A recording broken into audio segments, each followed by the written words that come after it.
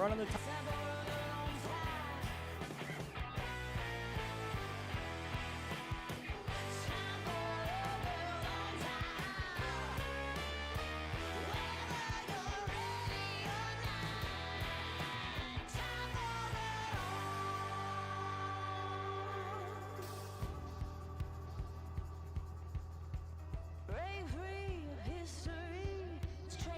Straight ahead.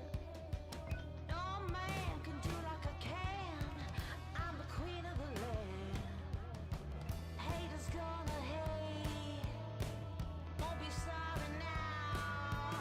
Shoot me down, but I'll rise again. I'm laying down the law and you've been served. One by one, billion by billion. Been holding up half the sky. Raise your hand if you're ready and willing. If you know it's time. Time for a girl on time. Time for a girl on time. For the teams in this group is going to be the first ones to go out there and see how this track has changed. Every year, that track settles, the bumps get worse, some get more treacherous and difficult to deal with. And if you got teammates, maybe in that second group, they're passing that information down to those guys, trying to give them an opportunity to improve their cars before they ever hit the racetrack. So this is important first few laps for some of these teams. We're going to talk a lot about agendas. We see the clock in the upper left already under 25 minutes, closing in on 24. But only one set of Goodyear tires, the set that they're on. They'll get a fresh set to qualify, but in practice, you don't get to change tires. So I think you want to take a breath, go out here and make one decently longer runs. What's longer here at Charlotte? Maybe 20 laps? I'd like to see 20 laps, because if you come down pit road to make adjustments, the tires cool and then heat back up, and you just don't get that same sort of feel as you do when you roll off on brand new tires. How about this guy, seven-time champion Jimmie Johnson, making his second start in the Cup Series in 2025. A driver that's won the Coke 600 on 4 different occasions. Yeah, he's definitely he's stepping off in the deep end here, coming to this racetrack, not racing this car every single week, not being on the racetrack with all of these other competitors every week. It's a disadvantage even to a driver like Jimmie, who's had so much success. The next-gen car is still relatively new to him, and this is a difficult racetrack to get a hold of. He's the third car of a team that's trying to find more performance, more speed. So he's got a steep hill to climb, but it's 600 miles. He's going to have his hands full, but you know he's up for the task. He loves these challenges. See the car bottoming out a little bit off into 3. Yeah, on the exact opposite end of the spectrum is the car right behind Jimmie Johnson, right? So you have Jimmie out here at start 700 behind him, the youth, and Connor Zilic at start 2. I think that's what makes this race so fascinating. Is I'm not sure which is an advantage. Is the experience an advantage, or the youth and the energy and excitement of experience of it tackling that long of a race? This is not the last start for Jimmie Johnson. It's not the first Cup start for Connor Zilic. But I love something you said this week, Dale. There are some connections to 1992 when Richard Petty wrapped his career and Jeff Gordon began his at Atlanta Motor Speedway. Yeah, I really get that feeling. And we know, yes, Jimmie Johnson is and wants to run more Cup races. This is not his final event. But this young man right here, Connor Zilic, a lot of people regard him as the next best thing coming onto the circuit. And so there you see Richard Petty at Atlanta Motor Speedway getting in the car to run his final event. One of the greatest drivers, if not the greatest driver the sport's ever seen, the best ambassador to the sport. And here's young Jeff Gordon coming onto the scene with a lot of momentum, a lot of excitement, just starting his career. Talking to the late, great Benny Parsons right there. But this Connor Zilic kid, man, everybody thinks he's going to be somebody to reckon with, going to have an incredible career here. So out there following someone who's had that career, that's got to be a great feeling for him.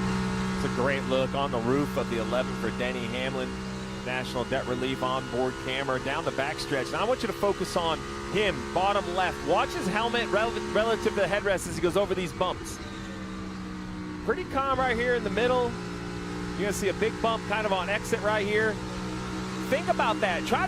Think about trying to take an eye test and everything shaking a little bit. I really think that's just it. Not only does it take grip away from the race car, but also as a driver, you're looking so far out there trying to find your point, Dale. That vibration, that shaking in the headrest is going to take your concentration away. And there's such a big difference between 1 and 2 versus 3 and 4. 1 and 2 is more smooth, more comfortable. You see down the back straightaway, his helmet is bouncing headrest to headrest, side to side. You cannot control that. You just kind of got to ride along with it and try to see as good as you can down into turn 3, Kim.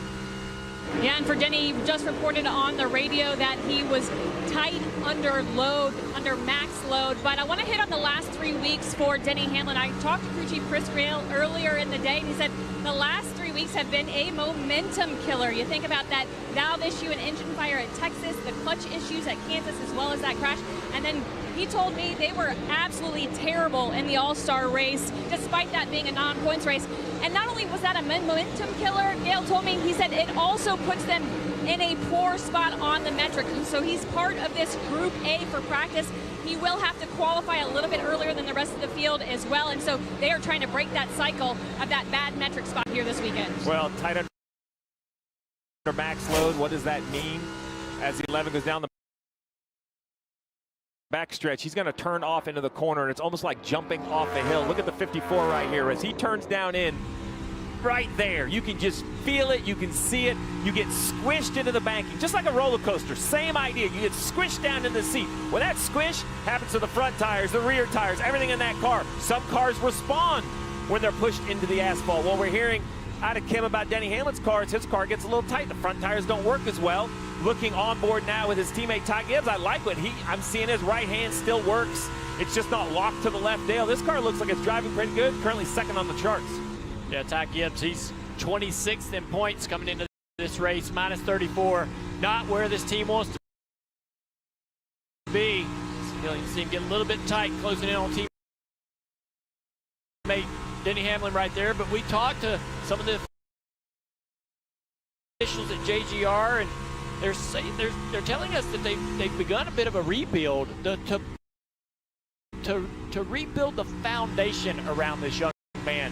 Things got tough at the end of last year, and they thought that they needed to not necessarily hit the reset button, but give him more support. This is 100 start this weekend. Look at the graphic there at all the drivers when they got their first career win around that 100 start. There's a lot of pressure on him to start having those results. And Adam, he's feeling that, but I believe JGR is trying to insulate him as best they can so that he can start to get that performance going. And maybe this is the place to get it done. Started on the pole here a year ago, led a bunch of laps, collected stage points, even though the race was shortened. Only had a couple of stages to collect points in last year due to the rains that came. And so when you look across the board, opportunity weekend for him to get back in the game and creep back up toward that playoff cut line. He's second on the board to Carson Hocevar, another young driver who's been so impressive this year, in particular in qualifying. Hocevar won the pole mile and a half a month ago at Texas Motor Speedway. We know the 70.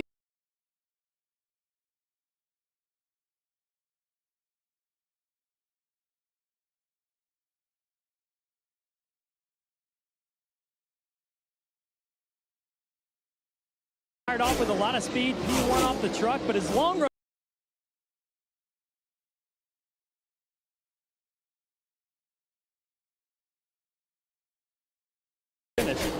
That is the challenge of a younger driver, right? A more veteran driver, they have a feel that they need in practice, knowing the track's going to cool and change, and also pace. You know, Hocevar's quickest at a 29.92 second lap right there at the top of the charts. They won't run that within a second of that until probably lap 300 tomorrow night when the sun is finally set and the lights are down. But so far, look at that 77 going by Austin Dillon. Car looks good. Hocevar leading the way. 8 minutes into practice at Charlotte Motor Speedway. It's NASCAR on Prime. All right.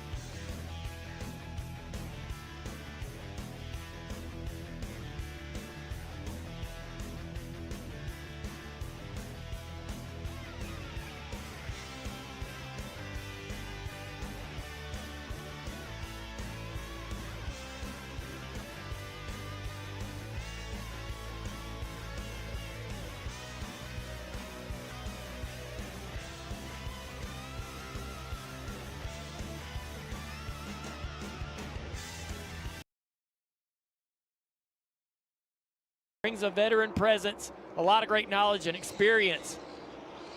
And there's it's all these things are kind of conversing at the right time. Colleague right around the corner from really having a big splash performance. Maybe it happens this weekend. I think he's glad you're talking about it. Just went to the top of the board. 10-lap average. So basically that is the average over 10 laps. And why I think that matters to this 16 car is, as you mentioned, Dale,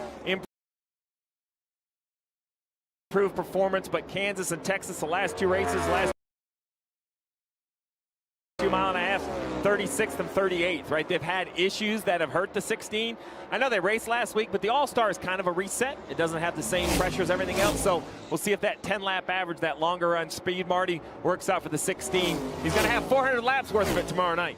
Steve, if you saw on there, another car on that 10-lap average. Third right now, Brad Keselowski. And you want to know, Steve, how I know the car is good for Brad Keselowski? He so far is 20 laps into this run and hasn't said a word. He has been very happy, and I've heard a number of crew chiefs mention on the longer run, he looks like he is maybe the best car the longer they run. But Steve, here's a question I have for you, and you sort of touched on it a moment ago. It is warm here at Charlotte Motor Speedway today. Sun's out. Guess what? Race tomorrow night is going to be cool, and obviously at night as well. So what are the crew chiefs and their drivers learning right now that will help them tomorrow night? Well, they actually probably know where they need to finish the race. This is more of a test of can you adapt that setup to start the race, because you're going to have to start in the daylight. So you see Jeremy Bullins right there on the bottom left. First year working with Brad Keselowski, and I think they need a little bit of positive energy. So while the track conditions may be different, I'd be selling it, Adam. We're looking good right now. Little contact with the wall for Denny Hamlin in that number 11. You see him on the racetrack, but let's take a look off of turn 2. Just a little bit high, carrying a little bit of speed. Yeah, that's some light contact. I mean, you'd like to see a little bit lighter than that, but not too bad. I mean, he's still out on the racetrack, running laps. Let's ride along here.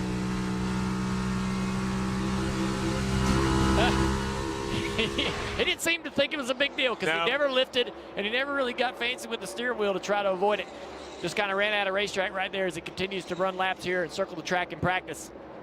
That's the one thing, though, to remember about this race tomorrow night. You're going to face adversity at some point. And it is so long. You just have to stay in the game, because the opportunities to come back are enormous on NASCAR's longest night. Talking to the crew chiefs really throughout the garage, one word I heard more this weekend than I normally hear, and that's just patience. Because to your point, they all, in their own different way, didn't say that it was bound to happen, but they just knew a challenge was going to come their way. So you can't panic. You have to wait to see what happens, wait to see how it's kind of served up, adjust, and be in position. I tell everybody, I would just get 300 miles in, try to be somewhere in the top 15, take a breath, let the lights come on, and then try to race. If you try to eat this elephant in one bite, you are going to fail miserably. It's just too long of an event. Two crew chiefs told me in the garage this morning, make sure you're on the lead lap, start to the final stage, and then you're in the game and in position for a top 10 finish. It's just so easy to say it, though. Like, you know. Here's some team radio. Started loose off or free off, and then that started to go from free to loose, and I kind of settled in, and then it started migrating around earlier in the corner into the landing phase at both ends. More so in 3 and 4, and the bumps in 3 and 4 seem to agitate it more. Just feels like it's just low on grip. So I'd be overall concerned for that balance. Not as much the low on grip. I think the daytime will do that with the track temperature, but I believe as the track cools, it's going to free up. So already being loose, Trevor, would concern me. I just think I would rather be just a little bit tight, a little bit lacking front grip at this point on the track condition. Yeah, I agree, Steve. I think as this track cools down, we typically gain a little bit of front grip and the car gets more sealed off. But for Jimmie Johnson here, those bumps and then moving around a little bit have him concerned. But I watched his line, and he was running the middle pretty well with that loose off. As he moved down the track, that seemed to snap loose worse. And we talked about wrapping that line. He was not able to do that at the end of the run, so that's when he parked it here to work on it some more. 43, Eric Jones, the team car. The team car that Jimmy owns. Yeah. We talked about Jimmy's car. This is one of the 3. Starting to see a little bit of light, I think, for this organization. Well, mostly, I think, with John Hunter Nemechek. Eric's had some frustrating days. The speed is there. Both these cars seem to improve up through the field in terms of running position, but John Hunter Nemechek's really done a good job getting good results here over the last couple of weeks. Still kind of waiting on Eric Jones to be able to have the fortune and luck to put together complete races while this team starts to continue to improve. One top 10 finish this season, right there, and see painting that line through turn 3 and 4, trying to get the car to turn. Right ahead of Bubba Wallace. Well, it's interesting. Bubba's like the tail of what stages can do, and I say that because his average finish this year is about 5 spots worse than the last 2 years, but when you look at where he ends up in the points, he's probably ahead or tracking above where he normally is in the point situation. And that's just because they've been qualifying well, running well early in these races, and finishing each stage inside the top 10 where you score those extra points. So you have to be very careful when you look at different stats, because you would think the goal is just to finish as high as you can in every race. But sometimes a good race is 3rd or 4th most points. And sometimes that happens by running well in the middle stages, even if it costs you a few at the end. But when I listen to Bubba talk about the year, he's looking forward to having those points and having maybe a little less stressful of a summer. In a good place right now. 100 stage points this year for Bubba Wallace. Almost a third of their points scored. Impressive for driver 23. Welcome to Visible, the ultimate wireless hack. It's one line, powered with unlimited data on Verizon's 5G network for just $25 a month. Stream, scroll, browse, and connect with great coverage, plus unlimited hotspot included. That's a top-tier network at a budget-friendly cost. But you already knew all that, didn't you? Visible. Live in the know. Shady Rays sunglasses. Break them or lose them. We'll replace them. Easy as that. Kyle's gonna need new Shady Rays Titan. Let's get him another pair, fast.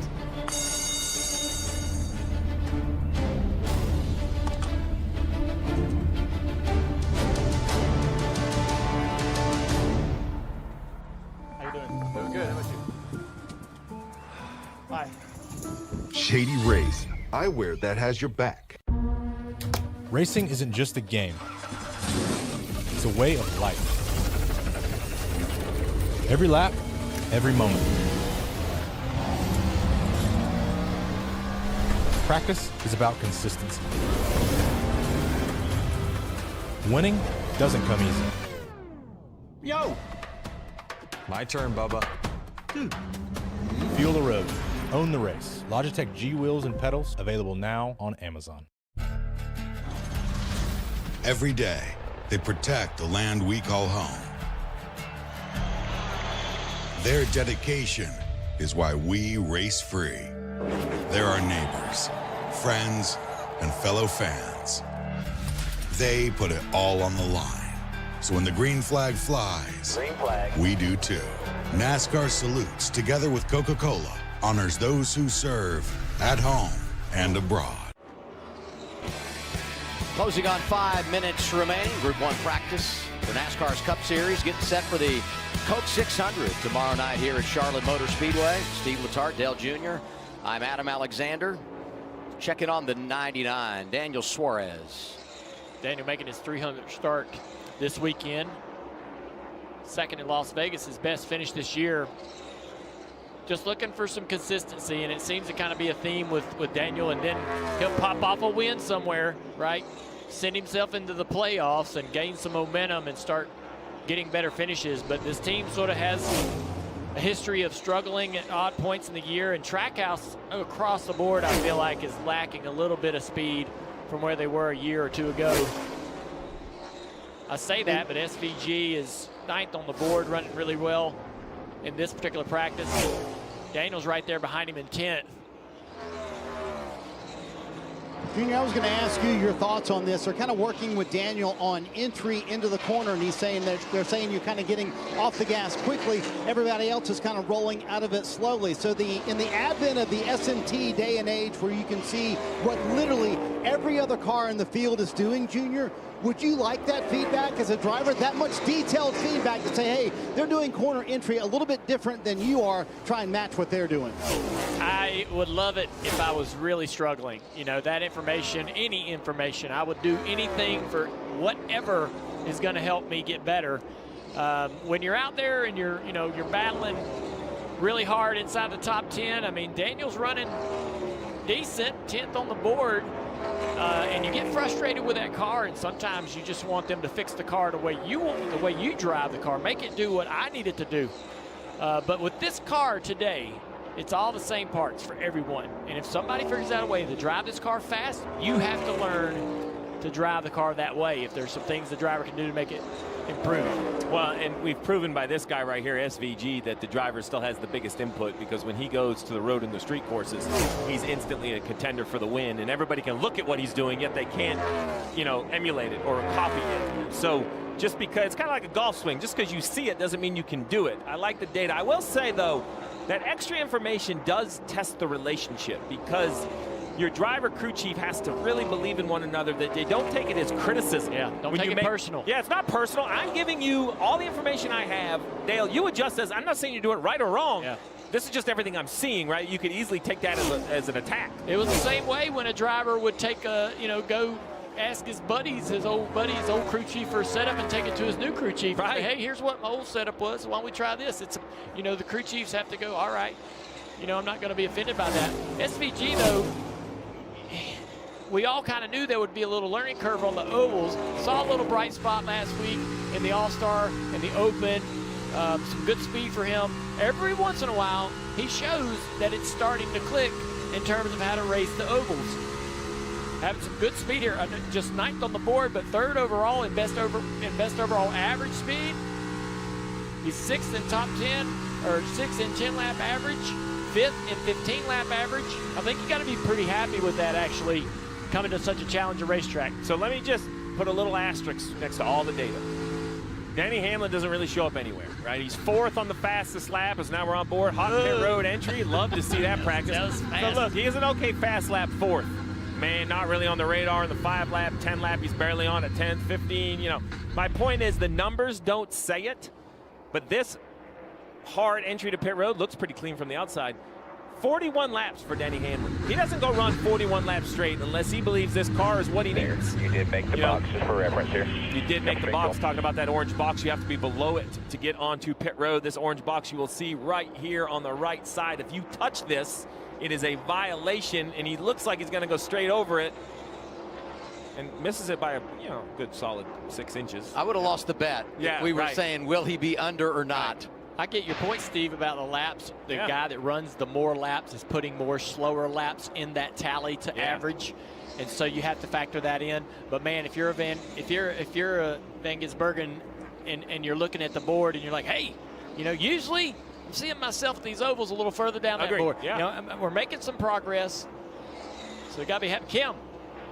Yeah, Ty Gibbs out of the car. One of the first to wrap up. He's been out of the car probably for 3 or 4 minutes. No real major complaints about the car. He did talk about the track conditions. He said it's just really, really greasy. Despite having speed and being second on the board, the team did ask him during that practice if he could use less brake into one, and they wanted him to drive the corner just a little bit deeper.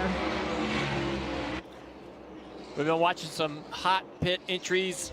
Really important for the drivers. They're all going to try to maximize this, get a little practice. Here's AJ way up the racetrack, and he just has to say, well, no, we're not going to make it. I'm going to go ahead and make another lap here. But that's what you need to do, is to try to go beyond the limit, right? Find out where that is. Don't underdrive it, because you're going to keep pushing yourself in the race, and that's when you get pushing yourself into mistakes. So make those mistakes today. That's why they call it practice, huh? There's another one Push the limits. Maybe McDowell missing the entry to pit road. And yeah, I mean, you got to find out what's too far. And it's not just you, right? So you're going to pick a spot, whether it's like this A back here on the wall, or maybe this logo right here on the wall, and you're going to communicate that to your spotter. When you talk about 4 hours in a race car, do I expect the driver to remember what he learned today after 275 green flag laps and all of this racing? So you tell your spotter, here's my mark.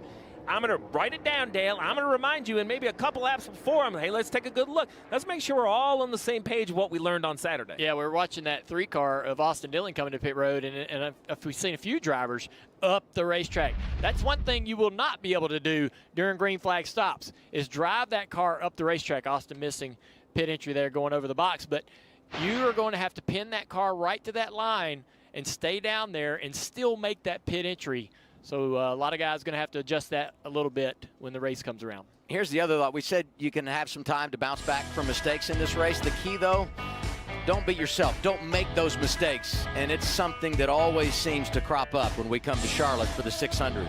Kyle Larson, the man of the weekend, on track when we return.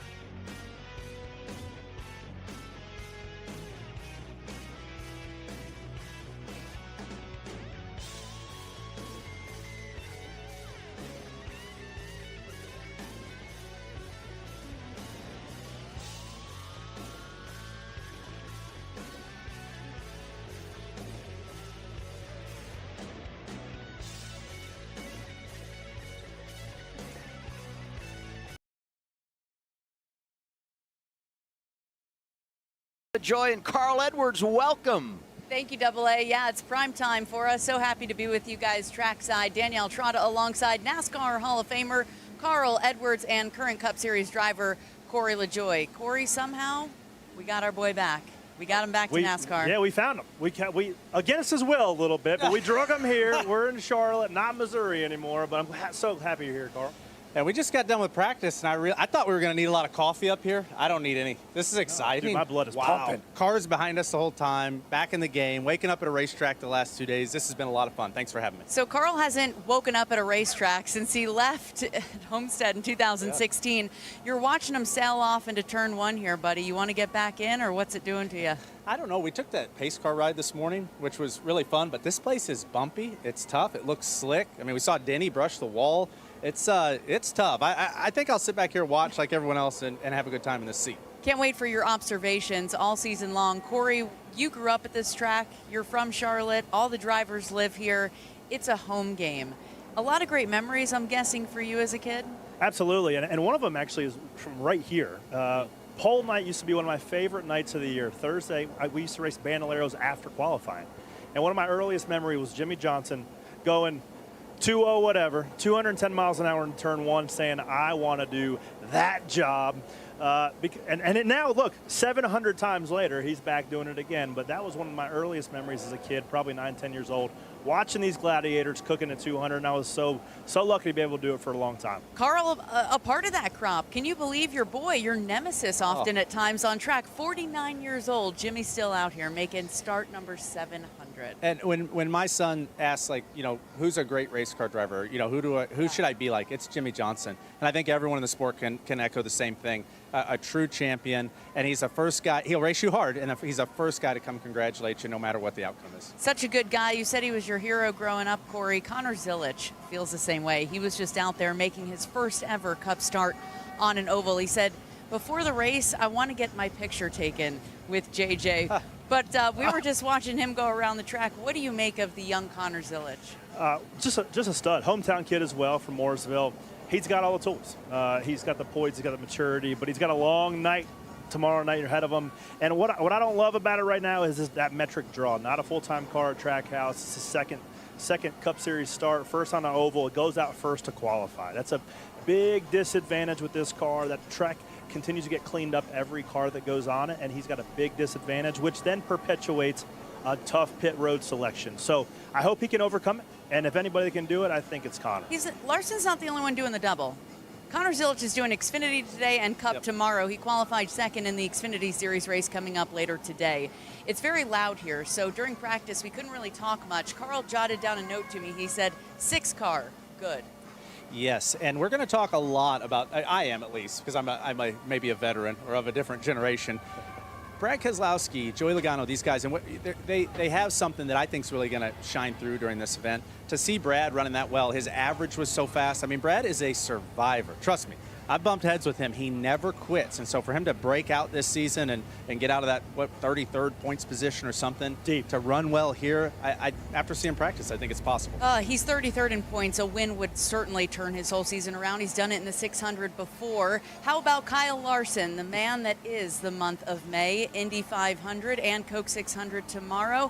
Coming up here in the car in just a little bit. Corey, what do you think about this guy? It's just unbelievable to follow along his month of May, running the Indy car, running the Cup car, going back and forth, helicopters, jet fighters, the whole thing. This guy is waving the banner for not only our sport, but just for motorsports in general, and he is so freaking good. And we get to talk to him here later in the show. I can't wait to hear what he has to say. Kyle Larson will stop by the Prime desk here in just a little bit. Group 2 practice coming up next. Keep it right here live on Amazon Prime. I've always known how to fix things, but with psoriatic arthritis, my body felt broken. Mornings were a nightmare. But it's not going to control me anymore. With Bimzelx, I can't wait to say, I'm back. I'm back. I'm back. Only Bimzelx targets and blocks IL-17A plus F to calm inflammation. Bimzelx can deliver transformative relief of joint pain and stiffness. It's fast and lasting. I'm back to what moves me. I'm back to reaching for new heights. Less fatigue for some, 0 swollen joints, and 100% clear skin for most. I'm back to what inspires me. Serious side effects like suicidal thoughts and behavior, infections and lowered ability to fight them, liver problems, and inflammatory bowel disease have occurred. Tell your doctor if these happen or worsen, or fevers, chills, muscle aches, or cough occur, or you've had a vaccine or plan to. Before starting, get checked for infections, tuberculosis, and liver problems. Give yourself a chance to say, I'm back. Ask your doctor about Bimzelx. All right, get him, hon. Take that, DirecTV pigeons, and your overpriced satellite TV. In my day, you had to walk uphill both ways to save money. Sounds like a lot of hills back then.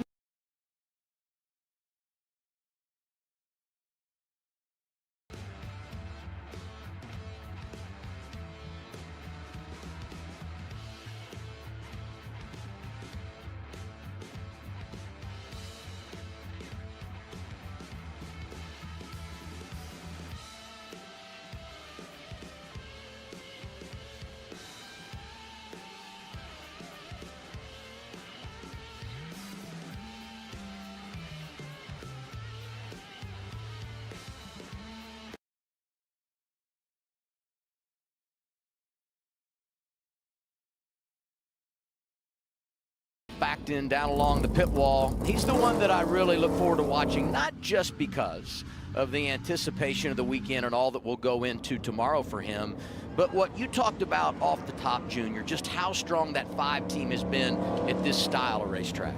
Yeah, his average finish compared to the competition is almost embarrassing for the rest of the field at the 1.5 miles. But I mean, we talk about Kyle Larson being possibly in the conversation of greatest driver, at least currently, in the world.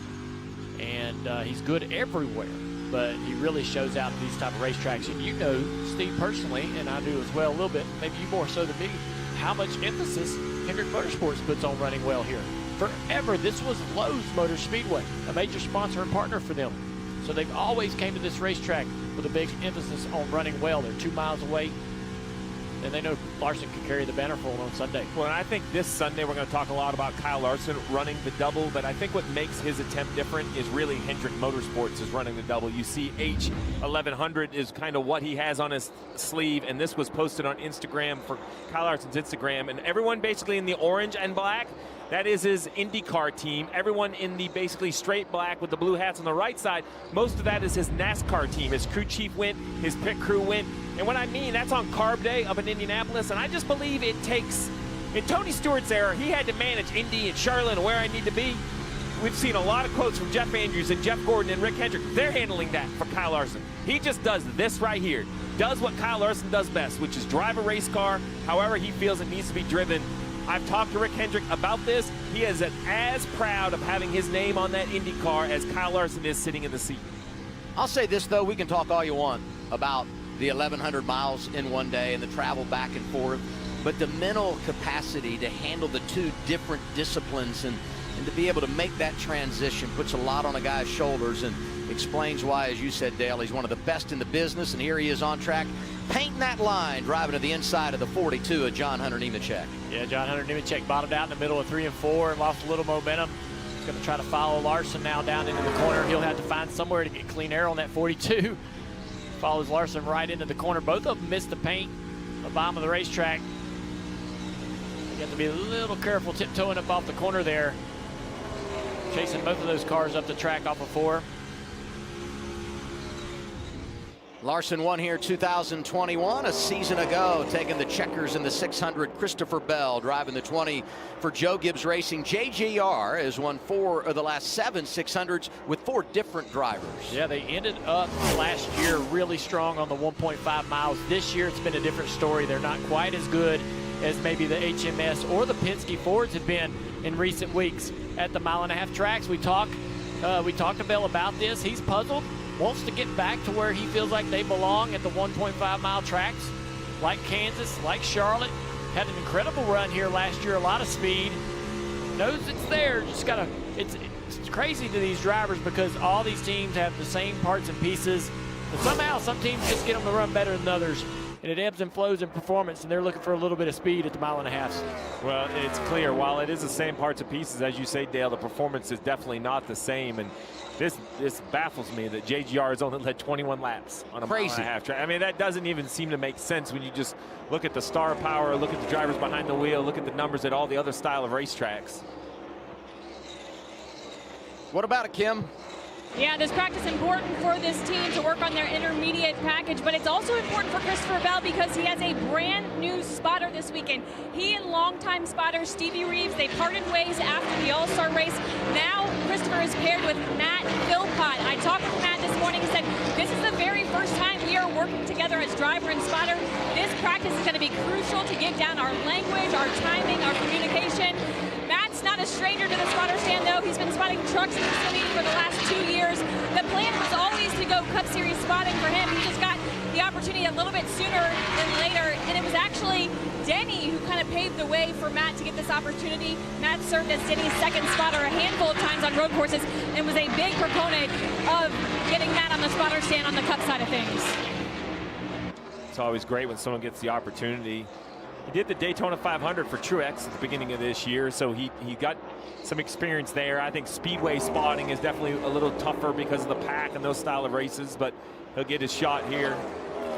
One of the things we're going to talk about this weekend in the race tomorrow is that painted line at the bottom of the racetrack. It's wider here than it is at most racetracks, and you'll see the drivers, especially down in turn 3, get the left front tire down on that paint. That paint has a whole lot more grip than the rest of the racetrack. And if your front end's not working or you need a little left rear grip, a little security, you can find it down there. Talking to Ryan Blaney, as we watch him go down into turn 3 here, he says, if I'm gonna run the bottom of the racetrack, I have to get to the paint. I intentionally, every lap, want to be on the paint to find that grip because it's a lot faster lap time. They might not use it in 1 and 2 as much. There's a lot of speed around the top of the racetrack there, but in 3 and 4, we'll see them use it a lot, Marty. Well, Junior, the day started well for Kyle Busch. RCR announced a contract extension. He'll be in the 8 car for 2026 at least, but practice lasted half a lap. He went out and said there was a problem with the steering really bad, and he also had very bad radio communication with the team. So he came in immediately and has not completed a full lap in practice. So if you're Randall Burnett, Steve, what's the checklist right now to get Kyle Busch out on the track and get some practice? And that time's going away pretty quick. Well, at this point, the steering is the biggest concern. It's a hydraulic system, so I think the checklist is change everything you can dream up of changing. I don't believe you can kind of QC it or go through it piece by piece here. Hard to find just a smoking gun that's causing that error for Kyle Busch. But now, no laps, even at a veteran, that's going to put him behind. RCR one top 5 finish in 2000.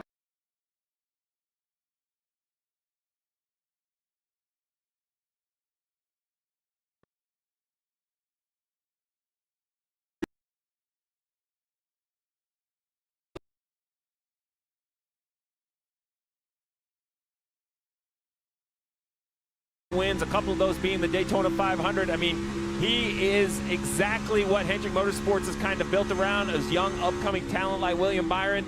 I think he suits this 24 car well with his demeanor. Let's listen into their radio. Little snap-free moment, laid off of 4. Everything else is a little too tight. Not as connected in the corners I'd like to be.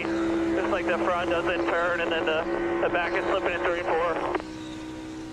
Just his demeanor. I just love the demeanor behind the wheel. He always seems like he's in control, but don't let that soft-spoken, nice guy demeanor fool you for who he is, because if you line up next to him on that final restart on the front row, he is there to take it away from you. There's a few drivers in the garage that would confirm that, because they've been on the wrong side. Carson Hocevar from Group 1 still leads. We all have moments too important to miss. Moments that are first adventures.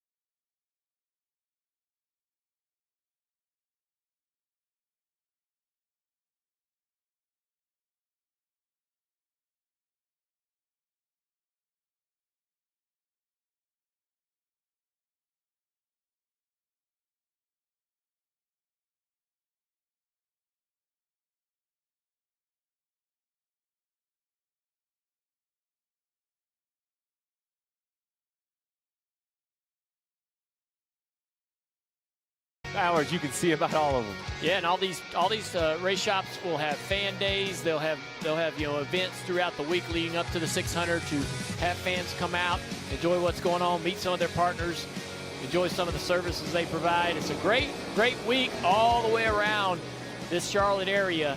for race fans and for NASCAR.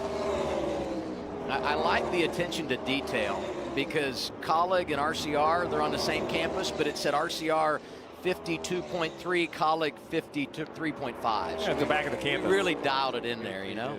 Talk about dialed in. You know, it's a little difficult with the two different groups. Track conditions change. I believe the second group has a slower overall racetrack, but don't tell Ross Chastain in this one car. You had mentioned it in one of our meetings or an earlier conversation how he got out, I think it was at Texas, and said we have to be closer on Saturday to start the race better. Well, the team must have heard because the one car, he's only 8th overall, but he is leading the 10-lap average, leading the 15-lap average in what I consider a slower racetrack. I think Ross Chastain in the one car is shown up here at Charlotte. Not just good, but head and shoulders above where they have unloaded at other high-speed tracks. You give them that starting point, it could equal enormous success here tomorrow evening in the Coke 600. I want to go to Team Penske. They've been a part of the news this week, and they are always going to be a part of the news on Memorial Day weekend because of what they do in Indianapolis and, of course, on the NASCAR side. But some major breaking news came out of Indy this week, some changes in their organization. And just talking about Ross Chastain, and there he is, a damaged #1. So I'll be really interested to see what happens here. You see the left rear, oh yeah. Super hard, but definitely hit it. All right, so we'll get into this conversation after we see what happens to the one car, but the forbidden fruit of a next-gen car at a high-speed track is rear air pressure. The more air you take out of the rear tires, the lower the diffuser gets to the ground, the more downforce it makes, the faster you go. Sounds complicated. It's very, very simple. The problem is taking air out puts you closer and closer to a threshold of failure, and it isn't defined with a black line on a piece of paper. You don't know where that is. It's different for the first place car versus the 30th place car. It's different for a fast car to a slow car, but it is just instant speed. Less air, faster. Yeah, we saw something similar at Kansas with Brad Keselowski. He could run a certain amount of air pressure running 20th, 30th in the field, but as he moved through the field and got faster, moved more toward the front, that ended up failing him. And let's take a look going down into turn 3. Yep. Car comes around, left rear tire goes, and there's contact to the wall. So kind of lucky actually with the contact, not as severe as you would expect when you blow a left rear tire into 3. New left side tire this week at Charlotte. We talked to Goodyear. Really, it's the same construction, same build. They just have to change some of the ingredients, they say, so they thought it would react very similar. But Trevor, you and I have had this conversation all week. We saw it at Kansas. We've seen it at other racetracks. Now here it is, Ross Chastain on the one, a flat left rear. Yeah, no, we were asking Steve if we would see it. I don't even know why we asked anymore. We're seeing this on a weekly basis, and it's that performance you were just talking about, getting that diffuser down to the ground. I talked to a couple drivers about, why can't you do that the way we used to with bump stops or with shims or something? But these shock limiters that they have in these cars, when you get into that limiter, it is such a razor's edge of too much, and that car snaps around. The sidewall of the tire has a lot more cushion to it than that shock limiter does, so they want as little pressure as they can get, even from a ride quality standpoint, into these turn 3 bumps. Just talking about the importance of Saturday and what it does for you on Sunday, and everything's pointing in the right direction. And now the one team going to have to come from behind the 8 ball. A pause in the action at Charlotte Motor Speedway. It's Group 2 practice for the Coke 600.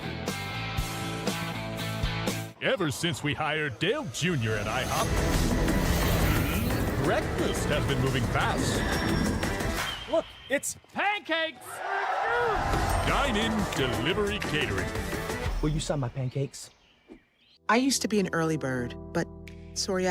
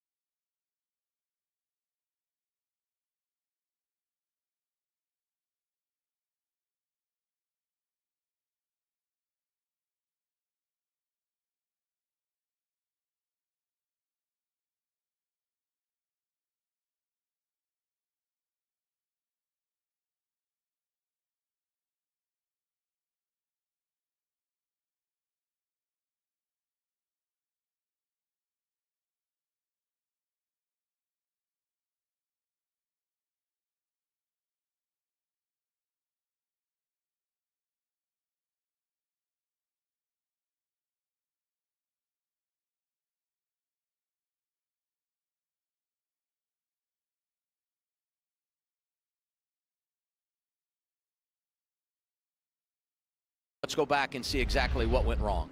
Yeah, down into turn 3. This car is running great lap times, really fast. 20 laps on the tires. Left rear tire fails.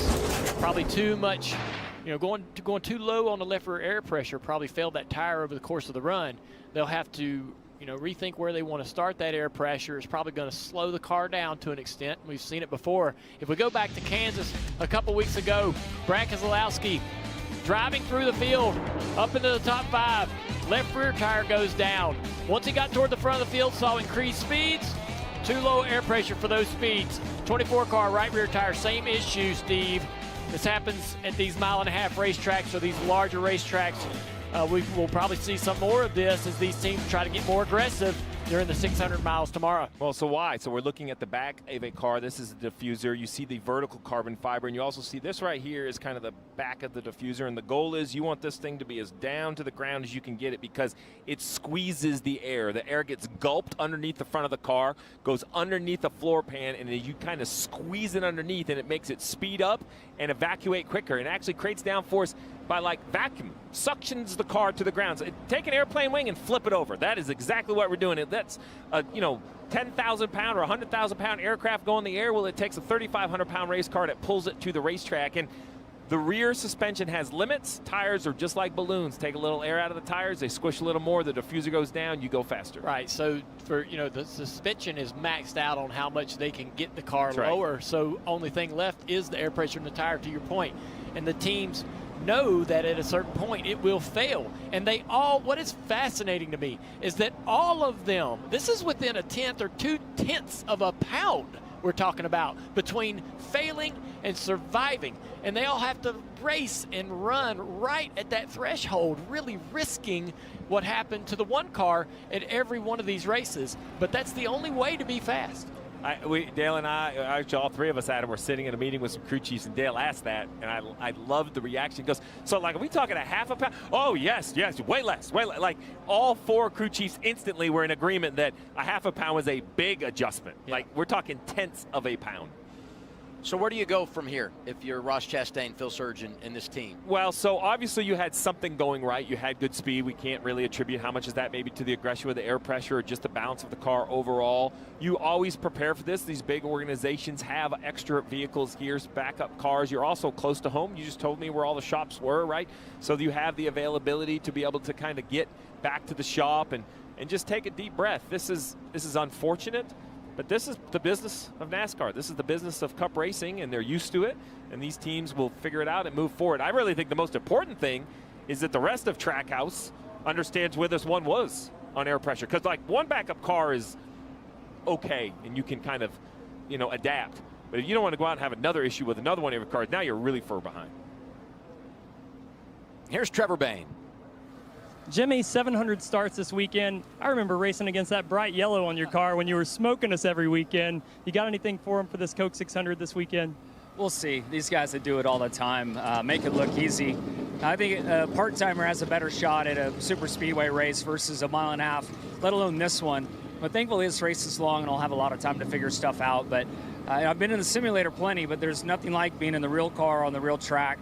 And so I had some fun in my Carvana Toyota and look forward to a fun day tomorrow. Hey, speaking of those super speedways, the top 3 in your last race here, I mean, that's something to try to go out and do again, right? Yeah, that's what we're here for. Our cars have been getting better. Just a huge thank you to everybody at Legacy Motor Club and all the hard work that's going into it. We're getting there. I think the 42 and the 43 will have great weekends. Eric showed a lot of speed there in his practice session, so we'll see what happens. Sounds good, Jimmy. Have a good day.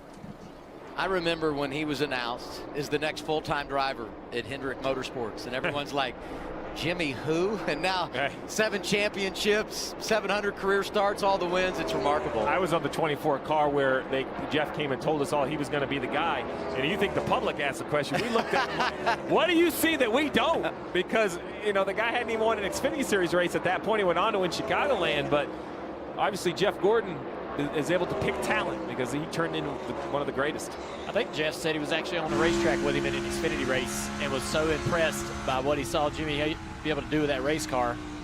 We were talking about the Penske team and what they've been going through, not only this year in the Cup Series with NASCAR, but obviously over at Indy with the Indy 500s controversy and rules and firings and so forth. It's been a difficult week for Penske, and it does affect this Cup program. They are all in the same house together. You have to imagine that that's on everyone's mind this weekend, Steve. There's no doubt if I'm a crew chief at Team Penske, after you mentioned it, the Indy 500 qualifying, there was some inspection issues. It's been in the news. Some executives get fired. The mulligan's been used, right? If I am Paul Wolfe, crew chief for Joey Logano right here in the 22 car, what was perhaps my #1 goal to be here, be fast, and win the Coca-Cola 600 has double-checked and triple-checked to make sure we don't create any more negative news. It will be a distraction, unfortunately, for Team Penske. I think it will slow these 3 cars down, maybe not intentionally, but the focus will be pulled away from everything else they want to be focused on. We'll just see if they can overcome it over the weekend. Logano 29th on the board, celebrating his 35th birthday here today. Let's go down to Kim. Ross Chastain out of the care center after a tire issue. Did the car give you any indication before that tire failure happened? No, Kim. Just down the back stretches, all the air came out all at once. I tried to just keep it straight and brake as hard as I could in a straight line. And our jockey Chevy, it was too late in the straightaway, and I was okay until I got in the banking, and then the whole car got on the ground and round it went. So good racing right there. Guys out there with the opportunity to be around each other and see what their cars are doing in dirty air. See Briscoe down into turn 1 to the top of the racetrack. I like Reddick in the 45 because that's a team that has struggled lately. 23-11, won top 10 in the last 4 races for that organization, and some difficulties for the 45 group, but he's showing speed up there. 5th overall is Reddick. Yeah, he works that high side as good as anybody else in the series. So this is a kind of racetrack where if they can get the balance of that race car comfortable, he can make the speed at the top of the racetrack better than most drivers, making you a dominant force throughout the night. Right ahead of him, Chase Elliott in that 9 car. Mr. Consistency this year. Yeah. Still looking for that win, but I mean they've been running well this year. I know people have kind of been critical of Chase's performance over the last couple of years and waiting on this team to sort of get back to prominence, but starting to see a little light at the end of the tunnel. Yeah, worst finish of the entire season is 20th all the way back in Atlanta. He was going to win the Coke race here during COVID times when we raced back-to-back at Charlotte Motor Speedway, but you said it. I mean, we know the team's got speed, and he has been the model of consistency, talking about NASCAR's most popular driver, #9, Chase Elliott.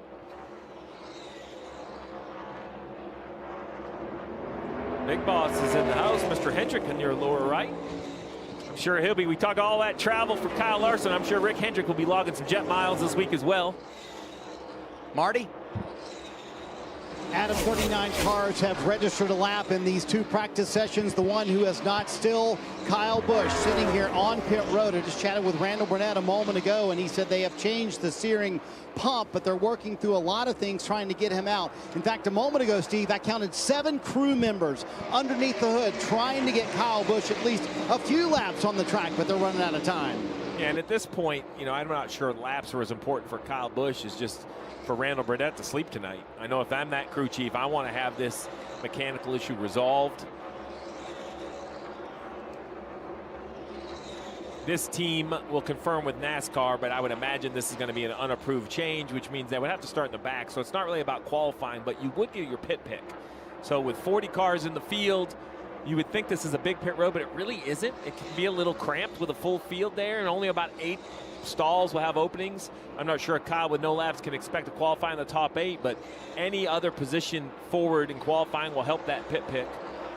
Oh, look at this battle. This could be the race right here. This is Blaney, Byron, Buescher. The killer bees right here on the track. You know, Buescher in the 17 facing adversity. I mean, he ran pretty good at Kansas, right? And he showed a lot of speed on the 1.5 miles. So they get the penalty post-Kansas. They are going to appeal. He's without his crew chief. They got a whole lot going on over there right now. Yeah, so basically you're allowed to do some work behind the nose in some supporting areas. NASCAR feels they were outside the areas they were allowed to work. There's obviously some sort of defense that RFK feels they have, so they're going to appeal that. It's been a rough year inspection-wise because you got to remember, you also had the other RFK car have an issue after Talladega. So this, Ryan Preece finishes second, and he's DQ'd. Right, so we've had two. The only one who hasn't gotten in trouble yet is the owner, so Brad. And Brad just hasn't run great. He ran great at Kansas. We showed you earlier the flat tire. So it's been a lot of different storylines for RFK. We saw how that's put him in a bit of a hole points-wise, but Buescher came into this race third best in average finish for the 1.5 this year. So when you come to a racetrack after if you know you need to gain ground, whether it's a penalty or whatever it is, you're behind in points, you've got to capitalize on weekends like this. Kim. As we look at Ryan Blaney currently in the 19th position on the speed chart, he was reporting, I am just bouncing loose in 3 and 4. And as we look at Team Penske, he is the one driver that does not have a win on the season. He's come close, but still winless. And you guys mentioned that Team Penske news. It's not a good weekend to be a winless driver in Team Penske because everybody is minding their P's and Q's this weekend. It is very hard on the teams, very hard on the crew chiefs. They are not trying to push any boundaries. And so for Blaney, still looking for this first win, maybe throttle just a little bit. And by the way, they did add time to the clock, over 7 minutes added when Chastain had his problem. So everybody getting a chance to put the laps in here in practice for Group 2. I got to ask the question. So, with everything that's going on at Penske, we're looking at the lap times. We don't really see any Penske car that stands out to us. Do you believe there is any truth to them being ultra conservative, knowing they can't come in here and have any, they can't make any waves going through the technical process?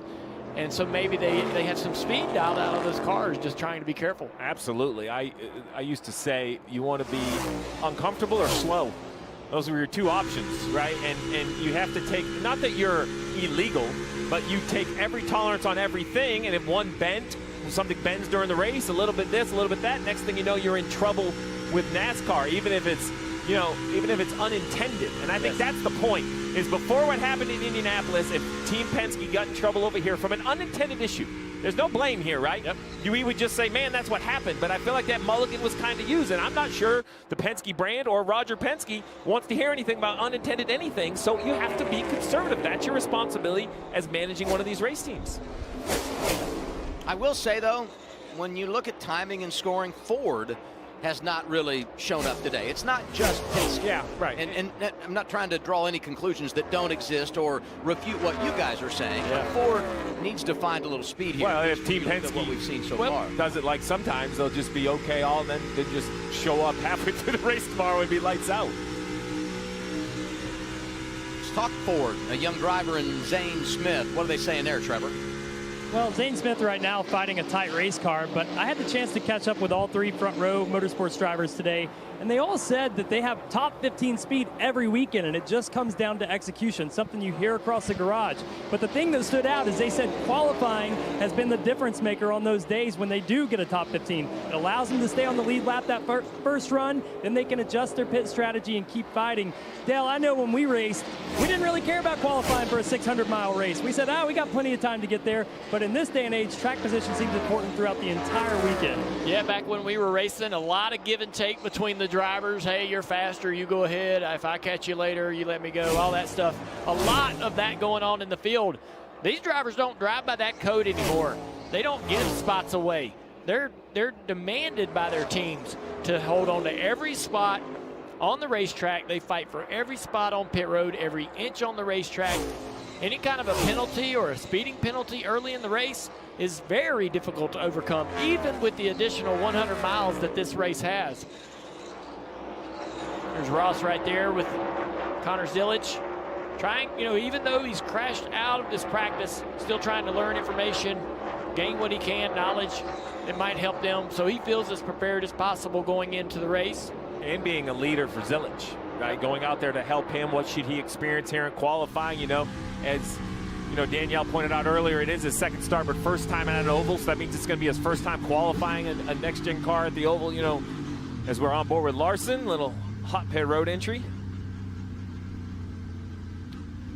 Yeah, it's into this practice. A lot of teams will be trying to practice these pit entries, and here's Alex Bowman sliding to left front, just a little bit right there. And that's why you do it at the end of practice, just in case you kill a set of tires, flat spot of tire. Yeah. The other thought on that is, though, if you make a green flag pit stop, you're going to do it when the tires are worn out, right? And Yeah, so, I mean, there's maybe an outside chance you would take fuel only if something crazy happened towards the end of the race, but I can't see that. I think you're definitely changing at least the tire, right sides. did add another 45 seconds. So just over a minute to go, Group 2 practice, riding on board with Chase Elliott. Right to the top of the racetrack. We rode around it this morning in the pace car. I could not believe how rough it is at the top of this track. I don't know why a driver would be up there because it's so uncomfortable, and that's in a street car. In these cars that are tied to the racetrack, the ride quality is much worse. I just thought it was your driving. Oh, man, thanks. Into turn 1, it's like I said, a railroad tracks. A lot of bumps initially into the corner at the top of the racetrack, but then really smooth all the way around to the exit of 2. Down into turn 3, tons of bumps. Entering all through the center, massive bumps on exit of turn 4. It's a little bit better on the bottom of the racetrack where you see William Byron. So if you're running at that top, you've got to be committed. That car is going to be all over the place, a real handful. The pavement's nearly 20 years old. It looks brand new, though. That's the strangest thing. It hasn't really appeared to age. But if you go out there and ride around it, it's cracked. There's sealer everywhere. Bumps, terrible bumps in turn 3 and 4.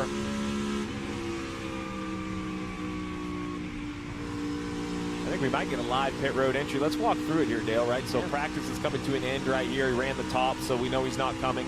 I would imagine he's going to come to pit road hard. So as a crew chief, I've called you right here at the start-finish. All right, pit next time by. Remember your mark. I've handed you over to the spotter now, who's going to kind of talk you down the backstretch to your mark in 3 and 4 of when you think you need to lift.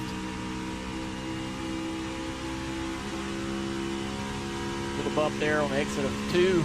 Car just kind of hops across. So he goes to the bottom of the racetrack, and he's going to want to try to stay pinned here to the bottom. Because he's got cars trying to go around him in the race, right? 10, 5, and 5. Evaluation. I'd say a bit conservative. Conservative, I would say the same. A+, you made it. C+, we lost some speed, you know. Practice is done. A host of R at the top. When this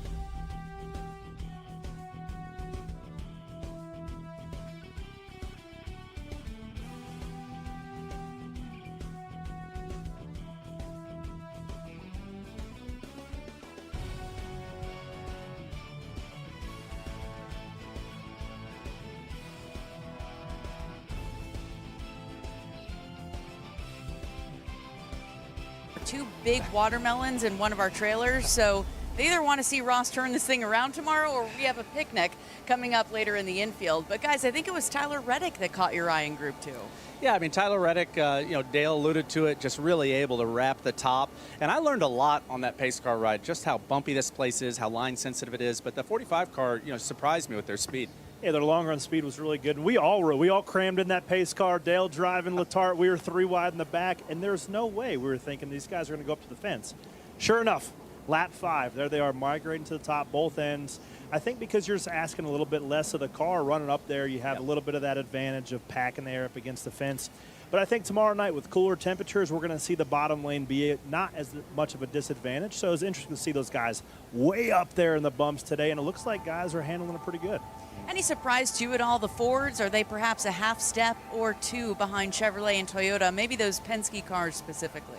I think really, Steve and the guys up in the booth gave us a PhD level lesson through there, with the example being Ross Chastain in that one car. We're all watching the speed, and then we saw just how knife edge and treacherous it is for the crew chief. So, it's hard for me to sit here and say, hey, this group's faster or this group's not, because I'm learning. These guys some of them are taking risks that pay off, and in Ross's case, it didn't. That was tough. You hate to see that, but something that stood out to me was the key partner Chevy teams were all strong. It seems like they brought something really good to the racetrack, and then the 45 kind of wedged his way in that group. Yeah. It's really anybody's race, but we're going to have a really clear idea here coming up shortly who can lay that one lap down and who can put them on the dash, pull the belts tight, and get after it.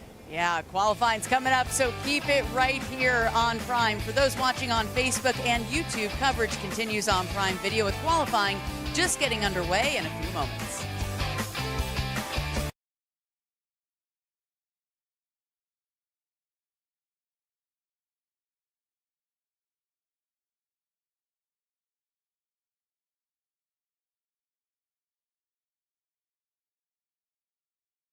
Really clear idea here coming up shortly who can lay that one lap down and who can put them on the dash, pull the belts tight, and get after it. Yeah, qualifying's coming up, so keep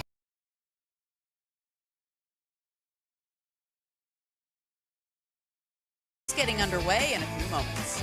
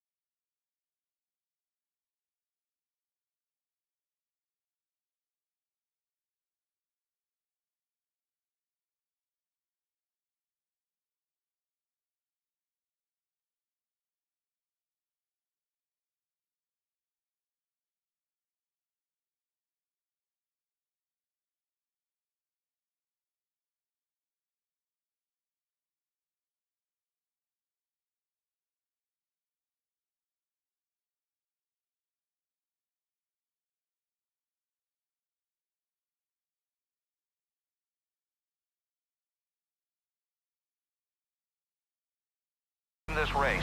Dale Earnhardt is champion. I had never wanted to do anything else. I admired how dedicated my dad was to racing. It all comes down to this.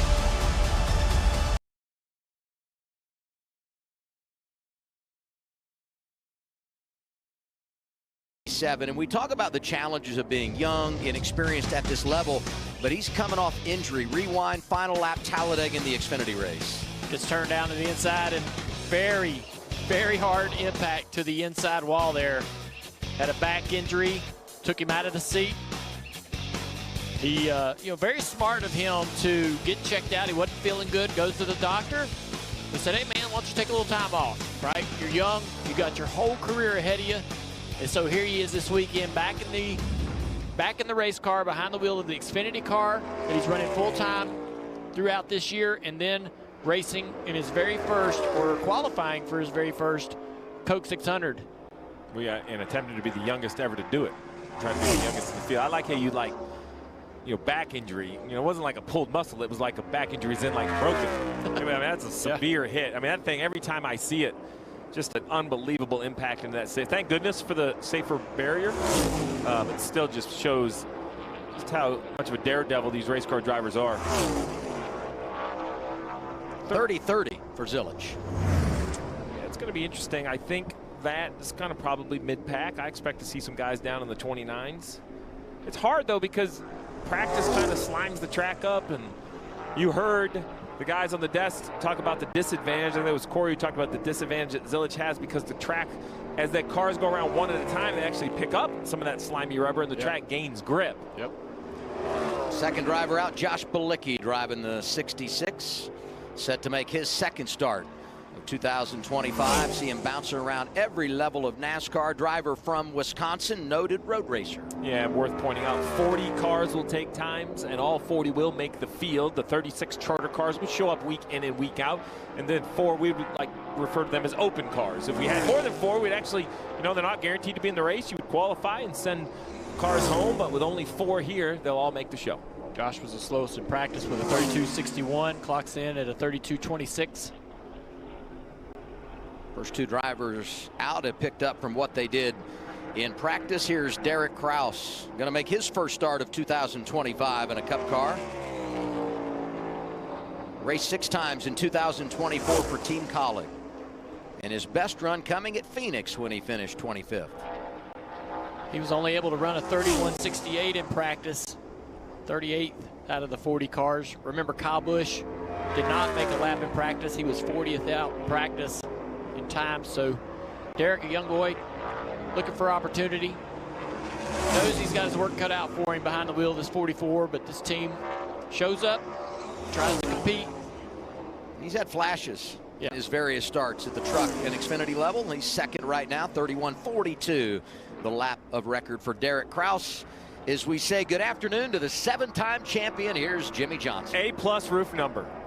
I'm not a big paint scheme guy. Dale loves paint schemes. We debate them all the time. But it might have an 84 instead of a 48. But that neon green or neon yellow, depending on how you see it, roof number, that is throwback Jimmy Johnson. Looks like a pretty decent lap, at least compared to Connor Zilich here. 10th up on Zilich down the back straightaway. See what he can do down here in this tough turn 3 and 4. So much experience here. Look at him continue to improve that time. Almost 2/10 and gaining. Money in the bank, and as Dale said, he gains on it and goes to the top. Jimmy Johnson, 29.92. He's your leader so far in qualifying, Danielle. Thanks, Double A. And now the man everyone's following in motorsports in the month of May, Kyle Larson, is joining us on set. Kyle, thanks so much for being here, sir. Looking to become just the 5th driver to complete the same-day double. A lot of people are talking practice yesterday. You're 26 on the sheet. You start 19th in the Indy 500 tomorrow. Do you have the speed to contend for the win? Yeah, I think so. It's Indy's like you can't even look at it. A lot goes into just posting a fast lap. Like you can lag a few seconds behind and get a big draft. So we weren't doing any of that yesterday. But yeah, our car there feels pretty good. I feel like it handles all right in traffic. I think there's definitely a couple guys that are top tier, but I think we're like the next group down. So I think if it's, normal kind of deal to a Cup race, you just execute, you can be up front. Man, thanks for joining us. That's cool. You've been asked every racing question. We've talked about you ad nauseum in all these meetings, but I just want to know, what's Caitlin think of this? How's the family? Caitlin, she loves, being a part of doing the double with me and all that goes along with it. So it's been fun having the family there. I've been so busy, I haven't really seen the family a whole lot. I'm excited to get get back there tonight. We're going to cook out on the bus and just relax before the race tomorrow. You definitely have earned the opportunity to relax, but you have a big, big day tomorrow, buddy. So much about driving any race car is the balance between anticipating the grip the car is going to give you and reacting to it. So going back and forth IndyCar to the Cup car, are you anticipating the grip it's giving you, or are you going to react to it? I don't know, because I feel like, you know, if you took us to any other racetrack besides Charlotte, it'd be really easy, I think, to go back and forth. You know, I wasn't expecting practice today as sketchy and squirmy as it was. So it was just, right there was just really hard for me to anticipate the grip and react to it. So, yeah, I think it's going to be a tough 600 miles for all of us. I think we were very good at all their practice, but I think my lap times were okay. So we'll try and get it, you know, a little bit more comfortable. Don't know how hard to push it here in qualifying. I was telling Cliff I have zero confidence right now for how hard to enter in the turn. The good thing is we got last, so we get to watch, you know, everybody in front of us, and that will help me predict, hopefully. We know you can get it done, buddy. Best of luck tomorrow. Yeah, thank you, guys. Go turn a fast lap. Kyle Larson, everybody, your 2021 NASCAR Cup Series champion, attempting the double tomorrow. Adam, Larson's already driven 100 miles at Cup and Indy over the past 2 weeks. Frequent flyer miles, not a problem for Larson right now. Well, and I love the insight he just gave us. We're up here, we're analyzing what we see in practice, kind of looking at lap time and driver inputs. But to hear a guy who's just naturally so talented and naturally so comfortable behind the wheel to tell us after 25 minutes, I have zero confidence on how to drive this race car, that truly tells us the challenge that all of these drivers are experiencing. I will say Larson is always honest, but sometimes I would say he doesn't show his hand, right? I mean, you got to read between the lines. Hey, while they were talking down there, the lap for A.J. Allmendinger, so good in practice. We highlighted him over the long haul. 29.68 he leads. Yeah, really happy with that lap for A.J. A great lap for Jimmy Johnson. We saw Keselowski, though, go out at a 30-31. Very disappointing for Brad. Expecting that team to have a competitive race, but he's going to have to do it from the back of the field. It's quite a ways off of the rest of the guys here. And Cody Ware on the racetrack now, half a second off to AJ going down into turn 3 in this number 51. You watch these drivers, and when they dive down into turn 3, they want to get to that apron if they can. If they do not expect them to bleed time coming off of turn 4, as these cars are going to probably be balanced tight. You're in the gas, driving tight up off the corner. Saw A.J. Allmendinger on his lap almost make contact with the outside wall off of turn 4. Ware ends up 7th of the 9 cars that have taken time. 10th out in the 43, Eric Jones. And a little reference, right? We've seen this style of car here at Charlotte really 3 times. Canceled once in 23, but in 2024 and in 2022, the poles were right 29 threes. So that's 3.5 tenths faster than what Allmendinger has ran. I can't imagine it's going to be much different today. Although after what Larson just said, maybe I'm wrong. Maybe the grip today here at Charlotte is just not adding up for these drivers. Eric Jones, 2-time winner, Southern 500. He knows his way to success in the Crown Jewels, and he is 5th. Allmendinger in front of Johnson, Ty Dillon, Suarez.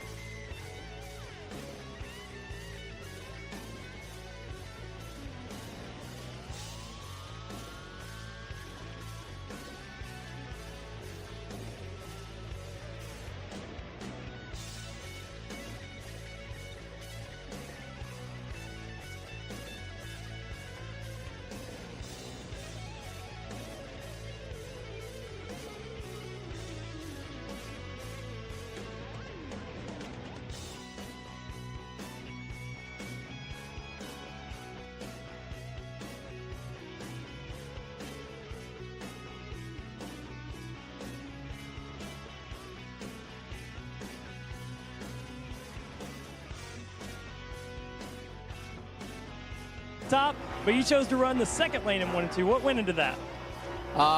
In layman's terms, I really suck running the top. So I knew I was going to have this leaf filter gutter protection Chevy ripping around the middle. Hopefully there was enough grip. I about got it to stick. I had to do a little crack at the throttle, got tight, but yeah, I just knew that me trying to go up there and I wasn't going to enter with enough speed, so I played it safe. I like it. I like the confidence that you had in going to the middle. But how important is qualifying now? Even though it's a 600-mile race, we've been talking all day about track position and getting that early. What does this mean to you to have a good qualifying run? Yeah, we'll see where it ends up. You know, it's tough when you have a bad previous weekend. You got to go out early, and the track just cleans off as guys run. So I was hoping to be kind of around the edge of the top 20 there. 600-mile race, but it's tough to pass. Everybody's so close. So the further you get up front, the more important it is. That was good, AJ. Have a great day. I don't know if he'll win the pole, but he's winning with those sunglasses, huh? Hey, we talk a lot about Kyle Larson doing the double. We forget A.J. Allmendinger's competed in the Indy 500. Think about this. He was leading the Indy 500 when his seatbelts came undone and had to come to pit road. You want to talk about a heartbreak. And he tells the story. He was like, it was a morality conversation. I did one set of corners and shifted in the tub. He's like, I can't do this. Like, I do have to pit. I'm like, yeah. The fact that he considered it tells you a lot about a race car driver. During that interview, we saw Justin Haley slide into the second spot with a 29.85, and Riley Herbst on the racetrack right now there. Down the back straightaway, about 3/10 off of pole speed, down into 3, a little shallow, and now that car's going to drift up off the bottom of the corner. Cost him a little bit of time, just a little bit too shallow of an entry into 3, and you can see the car immediately leave the bottom of the racetrack. As soon as he drifted, you saw our stopwatch just go completely in the wrong direction. All of these cars, as we heard AJ mention, are going to be typically balanced on the tight side. So you drive as hard as you can, knowing you're going to have good comfort, but you do not want to overrun them front tires, and you also don't want to drive in shallow with a low entry into the corner. You got to arc turn 3 down into the bottom of the corner to be able to throttle up and exit quickly. Cole Custer, the very top of the racetrack, trying to find speed. This is a team that needs to find a little bit of qualifying speed. They only really have one top 20 qualifying, and that was back at Talladega. You know, we just hear about how it could put you behind. They need some help from the 12th man, Texas A&M, the sponsor.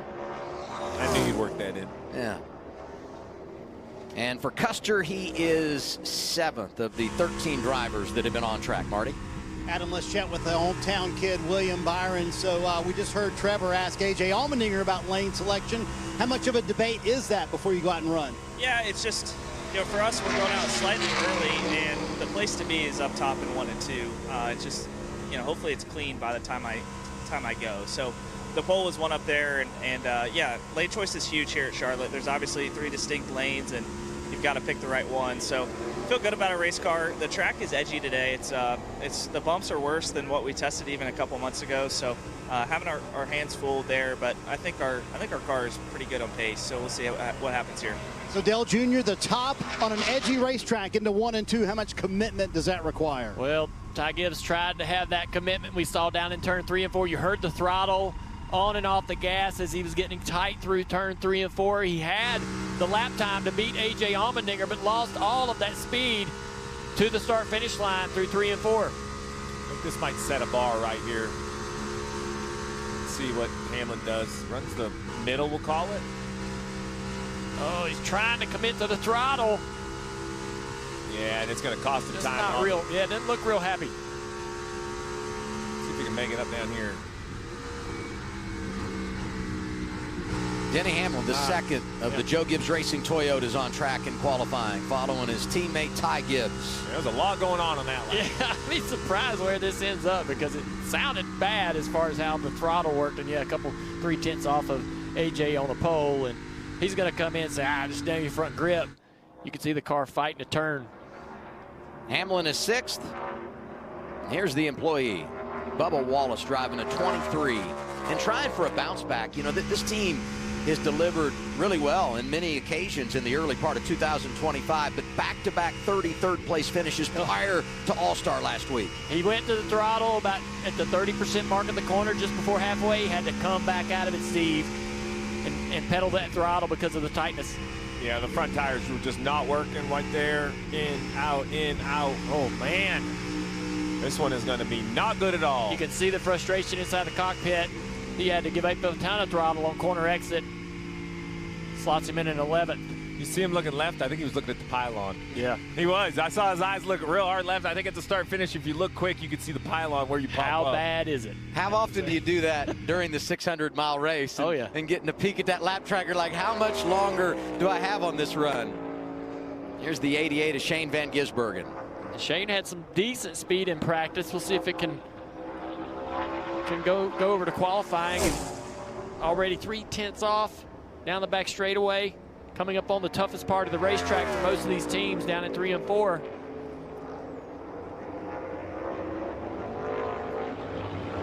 You know, if he can find a way to build some speed and momentum on the ovals, you think about what that would do to carry over this summer when we go road racing, and we know he'll be a player. 88 completes his lap. Van Gisbergen, the Rookie of the Year contender, is 10th.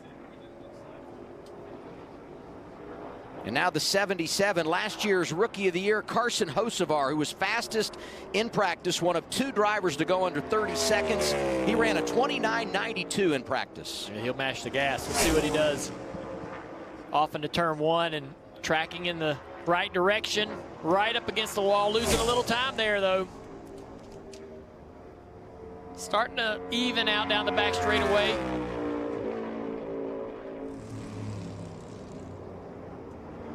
Keeps that car wrapped around the bottom, losing the back. He's coming around. Lock it down. Lock it down. They tell him lock it down. A lap's over with. Save the car. Take care of it. Yep. Good job. Hey, you know, we saw him wrapping and trying to pin that car down, and it was too much to ask for the rear tires there, and the car jumped out from under him. There's not a lot of forgiveness in these next-gen cars when one starts to slip in the back. This is usually the result. Doesn't that speak to his personality? Yeah, Just let it rip. He'll mash the gas. We know when we're seeing Carson run, he's going to give us something to watch. Won a pole on the 1.5 mile at Texas. His teammate Michael McDowell got it done on the intermediate at Las Vegas earlier this year. Well, it's funny because the way that cars get sent out, you know, as the other car goes, another car goes onto the racetrack to move qualifying along. So you mentioned his teammate Michael McDowell. He's on the racetrack running his lap right after his teammate spins off turn 4. That can be a big confidence builder. McDowell 4th. Good lap for McDowell. He must have not seen anything that just happened. Yeah. To ignorance. Be too bothered. If they told him he didn't listen, right? Yeah, it's fine. It's fine. 29.89 for McDowell. 2-time winner in the Cup Series, including the crown jewel Daytona 500. Here's Austin Dillon. He's won a Daytona 500 and also won here at Charlotte in the Coke 600. First career victory came in NASCAR's longest race, 2017. Oh, that thing had a little twitchy moment getting into the corner. Still only a 10th off down the back straightaway, closing that gap a little bit. Had a pretty good exit off of 2. Down into 3, gaining just a little bit. Man, way up the track. Had to get out of the gas, and you see it lose all the speed. A couple tenths lost off of turn 4. Double duty this weekend for Austin Dillon. Going to run the Xfinity race later today, be his first start of the year. I know we saw Carson Hocevar spin out, but McDowell, that puts 2 of the Spire cars in the top 4 there with Haley and McDowell.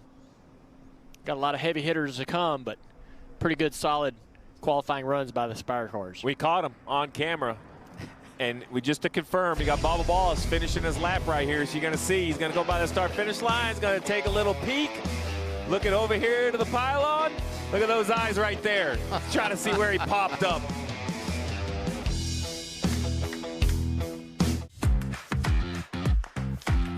Koo Fendi Menswear.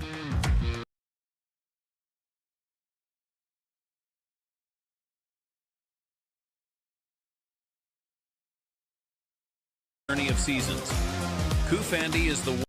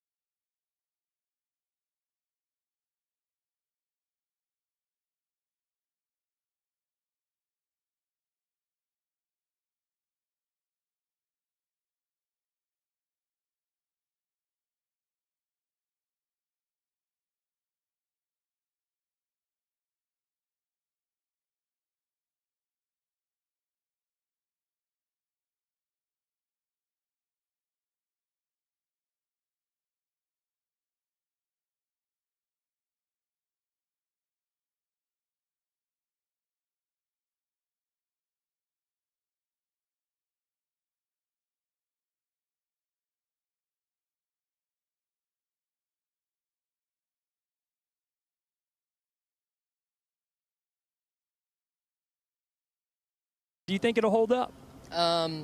Yeah, I hope it holds up. I didn't really feel like it was great. We were a little bit tight, and it just was. The track's just been slick this weekend. I don't know necessarily it's from the way the rubber's been laid down across the courses because it's a lot cooler than last year, but it also makes it pretty fun when it's slick too. So I feel like our race car's really good. We going out really early after a bad weekend at Kansas. It's just unfortunate because you get buried in the qualifying deal, and it's important to go out early. So, but I'm really happy with my race speed, and I think that's really all that matters here with 400 laps, 100 lap races, 4 of them. I'm excited to see how that goes, and I think we'll have a shot for sure tomorrow. I know that we've got really great mile-and-a-half track cars, and I know our program's been really good. So I'm really excited to see where we end up and just go get our best run. Sounds great. Guys like Ty, I'm surprised the track isn't picking up some yet. I did love the 4 100-mile or 4 100-lap races. That's a good way to break this race down. We're going to see Kyle Busch, remember, had steering problems during practice, was unable to make a lap. They changed the power steering pump. So this is as bit of a test for Kyle as anyone. I'm impressed, honestly, to not really have had any laps. Everyone else has had a lot of laps on this racetrack, and he drops it into the top 10. And he gave up quite a bit off throttle into 1 and 2, and he probably wishes he could go back and do that again. But his drive through 3 and 4 was phenomenal. So a solid effort. I mean, just shows you how much of a talent this guy is. Just leaning on all the experience that he has running here in the past, because he has none today, right? No laps on the racetrack, and trusting that the car's going to work. The steering will steer. That's a critical part of the whole process. How fun is this kid, Noah Gregson, in the 4? Pretty good lap going here. Great race car driver and so much fun to be around. Great follow on social media. Oh my, be careful. That right there is exactly what got the 77. Just that little twitch in the back. Noah was able to keep it going in the right direction. It's a heck of a little drive because 1 and 2 the car looked locked down, but it did not look locked down on 3 and 4, and he was able to kind of pedal it and steer it, stay in the throttle. Yeah, anytime you have a car step out, it's hard to stay committed to the gas, and this is what he does. So watch this right here. The car's going to move around a little bit. Big slide right there in the back. Typically when that happens, you're going to lose 2-3 tenths. He was able to only lose about a tenth, so he stayed committed to the throttle through all of that. Takes guts. From one young front row driver to another, Zane Smith. As I say, teammate. 3 very young drivers at front row this year. When you look at drivers that have done the most with their opportunities, Zane Smith is nearly 10 positions better through 12 races than he was a year ago. So using this opportunity at front row. Delivered his first career pole. Talladega Superspeedway did Zane Smith, and he goes 9th on the board here. 9th of the 23 that have taken time. And here comes Ricky Stenhouse Jr., a driver that has really been solid through the first dozen races of 2025. Yeah, I like Ricky. He's a lot of fun to be around. Always an entertaining racer on the racetrack, always in the middle of something. Races everybody really hard. Kind of feels like the underdog out there with his team.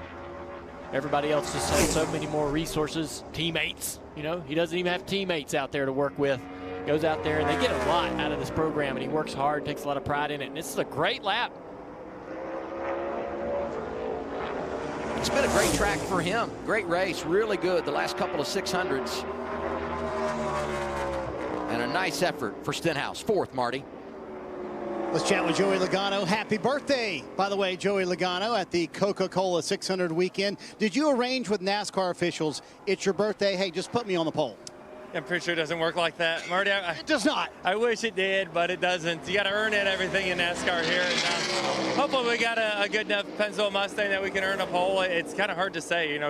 Qualifying a lot of times we do a good job at finding something, and hopefully Paul and the guys are able to do that. It seemed like our long haul was in the ballpark, but a short run wasn't. So just balance off. So hopefully we made the right adjustments on the balance and figure out what lane to run. 1 and 2 is questionable, so it's fun to watch these guys and see which lane I'm going to want to run. However, Adam, a little birthday present in the form of a pole wouldn't be a bad thing. He would take it, and he might be chasing William Byron for it, because there goes the 24 to the top, 29.56. And if that was a tell on what lane to run, it was tippity top in 1 and 2. It doesn't look as great getting into the corner. You actually give up a little time, but all the way down the backstretch, it just kept gaining time. Comparing that to AJ Allmendinger, which tells me really good corner exit, was able to commit to the throttle. Yeah, the issue with running the middle of the track is you will tend to get tight on corner exit. This line right here, you actually can drive the car into a push on corner exit and cost yourself time. If you do open up that entry and get right to the wall and you commit to that throttle, you carry so much speed down the back straightaway, and that's what William was able to do here. And I think that's one reason why the bottom of 3 and 4 is better, because you don't have the entire front stretch to gain the time back because your lap ends right here. So I think that's kind of the reason, that and the roughness. Two different things that make top of 1 and 2, bottom of 3 and 4. The last car from front row to make a qualifying run, Todd Gilliland. He goes 21st. This is something we see all the teams do coming to the green, is running that high line through 3 and 4, trying to make the track as long as possible to allow the car to build up as much speed so that it's going as fast as it can when it crosses the green flag at the flag stand there. Off into turn 1, top of the racetrack for Reddick. You know, he ended up top 5 in practice, but his fastest lap came at lap 18, which just blew me away. Really surprised at that. And looks like he's got a real good one going here. He's going to run the top, and he's in the wall. Oh, a kiss. Man. That's big contact, too. And honestly, it's surprising he didn't lose more time than that. But I was thinking, I was like, wonder if anybody might try. Who's crazy enough to try to run the top in 3 and 4? Well, it's this guy right here, Tyler Reddick, who can almost make the top work anywhere. So he commits to the top of the racetrack, and, man, he'd love to have that one back. So rough. You can see the car bouncing, the left rear bouncing around. Car bounces into the racetrack and up into the wall. There's been a lot going on in qualifying here today. Every driver's talking about the lack of grip, and they're proving it. He probably scared all the other racers off the top of the racetrack in 3 and 4. Unlikely to see anyone else go up there and try to run that. But that's Tyler Reddick. He's just wild. We'll go up there and try to do those things. You see the 17 not really comfortable here, Steve? Not comfortable and missed the bottom. You've continued to talk about that painted line, and I think you need to get that left front down to it. Actually had a better corner exit than I thought. Maybe he just was able to keep some wheel out of the car running a little higher. Ends up second. Yeah, solid lap, but that 3 and 4 looked pretty slick. The back moving around off into the corner to the bottom of the racetrack, and it's really greasy. The driver's talking about the lack of grip out there. 29.66 for Buescher. Here's John Hunter Nemechek. Talked about their success recently, and across the board, some positive signs for Legacy Motor Club, but he's the one who's been leading the way. Talked to Travis Mack, his crew chief, today, and they've worked on just finishing races. They had the speed last year, just couldn't finish races. Let's talk to John Hunter about trying to get this car to the end, to get it across the finish line. We've got the cars that can actually, you know, get ourselves top 10s, top 15 finishes, and they're showing good speed here. Only a couple, 10th and a half off of the pole. Not a bad run. Nemechek goes 4th, and we should update, if you're wondering where Tyler Reddick ended up, there was a hiccup with the scoring system, but he is now in our pylon. You see the 45 in 8th after he scrubbed the wall. Chase Elliott is out in the 9.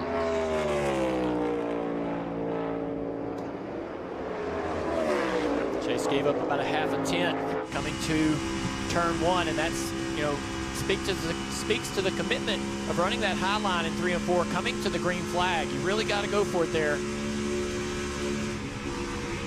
Big arc into 3. He's not going to get to the bottom.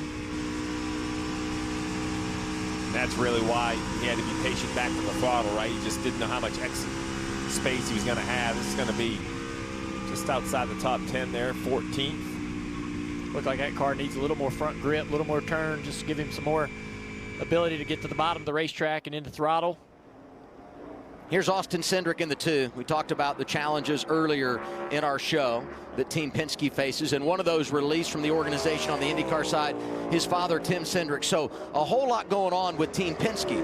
But if you're Austin, you put that behind you, come out and try to get it done, and he's one of those drivers that has been strong this year on the mile and a half. He scored the 4th most points on the mile and a half this season behind 3 HMS cars, so even better than his teammates. Right to the bottom of the racetrack. And for him, all that noise of the week probably goes away and is the most comfortable right here. You know, no media, no one to talk to. Just get in your race car and do what you love to do, drive race cars. Qualified 10th. Larson on the hustle. He's going to be in the hustle for the next 24 hours. He's just prepping for what's to come the next day, right? Here's Ryan Preece in the 60. Such a good run going at that All-Star Open. Had a little issue with the commitment cone. Had a violation, went to the back. But, you know, the penalty for Buescher, his teammate, actually helped out Priest because he was below the cut line. Buescher falls from 14th to 24th, and Priest, as of today, would have a playoff position. Long way to go, but it speaks to how good this team has been to be right in the game despite the DQ at Talladega earlier this season. Yeah, not the lap you want. We saw Larson on the hustle. I call this the opposite of hustle right here. This is wedged in, a little bit of traffic for the golf cart. Look, Prime's here. We're excited. NASCAR on Prime, but yeah, we're learning the facilities. Oh, man, Austin Powers, I hope he's watching because he thinks this is a move he's tried to make before. Dale, you were going to go through golf cart training earlier, is that right? Did you do? Prime offered some training, and golf cart training was one of those. Here's the birthday boy, Joey Logano. Three-time champion. Been so successful in NASCAR, but has never won the Coke 600. We were watching the Penske cars in practice. We didn't really see great speed out of those cars, and you can see him fighting that wheel through 3 and 4 and 3.5 tenths off of the pole speed. He's going to want a little bit more out of his car on Sunday tomorrow. 12th for Logano, 6 cars to go in qualifying, and everyone chasing William Byron. And first one out, Josh Berry. How impressive has Josh and his 21 team been in 2025? You know, Allmendinger sitting third. I don't think shocks me as good as his mile-and-a-half numbers are, where here's another guy, right? He had a penalty late at Kansas. He was in position to try to win that race. He has really been a fit for this Wood Brothers. He won at Las Vegas, got them back to victory lane. So this is a car I have my eye on. I did too. He was 31st in practice, though, kind of struggling to find speed. The connection to Penske, you have to consider that. They weren't that good in practice. He ran in the top 10 here all last year with the 4 team at SHR, but they're going to look for a little bit more to be able to be comfortable to get that kind of performance tomorrow. I feel it's this right here, this 19 Chase Briscoe, first year at Joe Gibbs Racing. It's just starting to bubble to the surface in a great way, right? I think it's been kind of an off-the-radar start to the year, getting his feet wet, figuring out the organization, figuring out, you know, his new life as a Toyota and a Joe Gibbs Racing driver, but I'm starting to see life in a great way. Like, it would not shock me if this car jumps on the scene and fixes JGR's mile-and-a-half struggles by being the car to beat here. I talked to Chase a little bit coming into this weekend. He said some of the struggles have been qualifying. He just underestimates what this car can do. No problems today. Look at this. Tracker is really delivering. 19 with a hot lap. It's Chase Briscoe to the top, 29.53. And to your point, Steve, when they fix those type of issues, qualifying better, the speed is there, this could be the weekend where they show out, do things that they think they can do. But and think about what that will do for the pit stall. You're going to have at least probably 10 or 11 pit stops. So that back to what I was talking about earlier, there's about 8 very good pit stalls here. So for right now, Briscoe, Byron, Buescher, Allmendinger, it's kind of mission accomplished. We'll see if Bowman can jump to the top as well. And you know Bowman's going to go up there. You know why? Because he's a B. Top 3 are Bs, and he might go to the very top. Oh, he's running out of track. Tracker went from green to red as he went through 3 and 4. He had a really good lap going. Great commitment through 1 and 2, but just got tight, drove the car up the racetrack off of forward. You saw it lose the time. Man, if that thing turned right there, he was good to go, but just got a little bit tight. Watch here. There it is. The car's just losing front grip, just chasing it right across the racetrack, and probably had to squeeze out of the throttle a little bit on exit of 4. Ryan Blaney, final car from Team Penske. First of 3 cars to go in qualifying. See just general loss of speed kind of everywhere. A lot of wheel movement. Just looks like, I call that grip, right? I don't see one exact issue with this race car other than it's not locked down. Yeah, look at the wheel movement. My goodness. They are not comfortable, and we saw that out of the 22 as well. When we see other cars that are running good, clean laps, the wheel rarely moves in the corner. The Penske cars just don't seem to have good comfort. Yeah, shaking his head. Yep. More than the bumps. The bumps were shaking his head, and he was shaking his head. And you're hoping, if you're a Penske fan or one of the drivers, that that is something that they can dial out of the car. Yeah. that's in, from qualifying to the race, or they're going to have a long day. P1 for Briscoe, 2 to go. First of those, his teammate Christopher Bell, who won this race a year ago, and he's $1 million richer after winning the All-Star race Sunday night at North Wilkesboro. Yeah, I'm hoping there's not a million pennies in the trunk. We'll see what kind of speed this guy has, but it was a fun duel watching him and Logano go at it at North Wilkesboro. And he says they need to get better at the 1.5 miles. See what kind of speed they have. Looking pretty good right here. A little bit loose. That's going to cost him off the corner, but not too bad. A couple of tenths.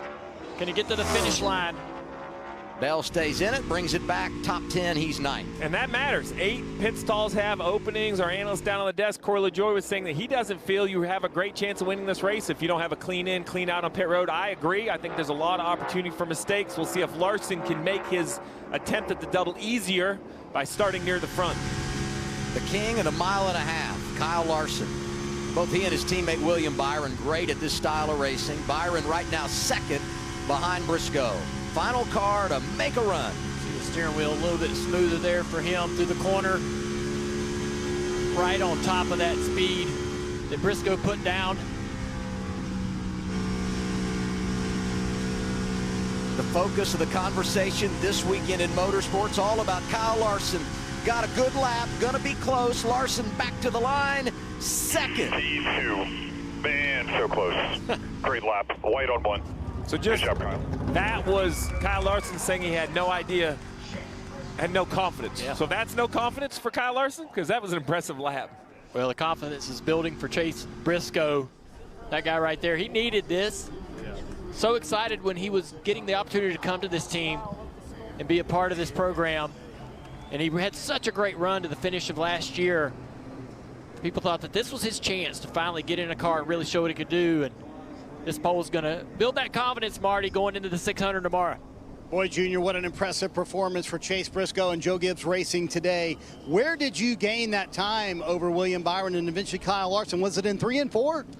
I don't know. I haven't seen it yet. I felt okay kind of everywhere. Honestly, I thought I gained a little in 1 and 2, but then talking to James on the radio coming in, it was more in 3 and 4. So, yeah, I felt like it wasn't the most perfect lap by any means, but it was good enough. So, yeah, just super excited to finally be kind of getting the results on Saturday that I feel like we deserve with our Bass Pro Shops Toyota. So, yeah, this is obviously a great opportunity to lead the field to green for 600 miles, and doing it with Bass Pro on the hood too is pretty dang cool. Memorial Day weekend. So yeah, looking forward to tomorrow and see if we can keep it up there now. You told me it's been a long time since you've looked forward to a race like this one. Did you have a sneaking suspicion that this kind of performance might be coming? Yeah, I mean the 19 car's been really good here, right? And then this is really the first track I got to run 1.5 miles in this car, and we came and did the Goodyear tire tests, and I just was able to really learn things throughout the day. So yeah, I definitely felt confident coming into this weekend.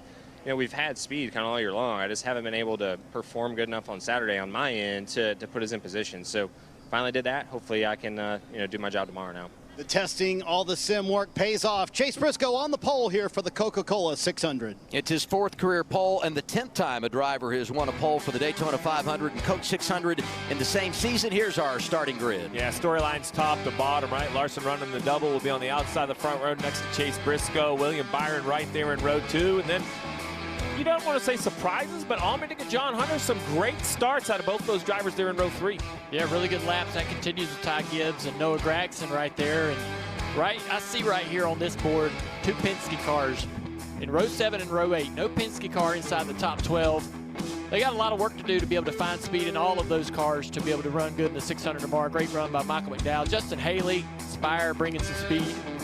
That's 400 laps. You're going to have more than enough opportunity to make up for it, maybe a little bit further back starting position. How about Jimmy Johnson, row 9, 700th start. Denny Hamlin, row 10. He's only a week away from that same 700 number. He'll get it next week. A couple other drivers, they got a lot of work to do. Right there, Bubba Wallace probably disappointed in that qualifying lap. We saw him on the in-car looking at the board, shaking his head. Ryan Preece, a little work to do as well. He's been good on the 1.5 miles this year. And Brad Keselowski way back in the field. We expected him to be good tomorrow. Ran great at Kansas. This team needs a great finish. 33rd in points coming into this race. And if you're a Ross Chastain fan, he didn't get to run a lap. That's why he's in the back. He'll be in a backup car. Tomorrow night, it's the longest race of the year. Chase Briscoe getting some congratulations from Kyle Larson. We can't wait for it. Practice qualifying.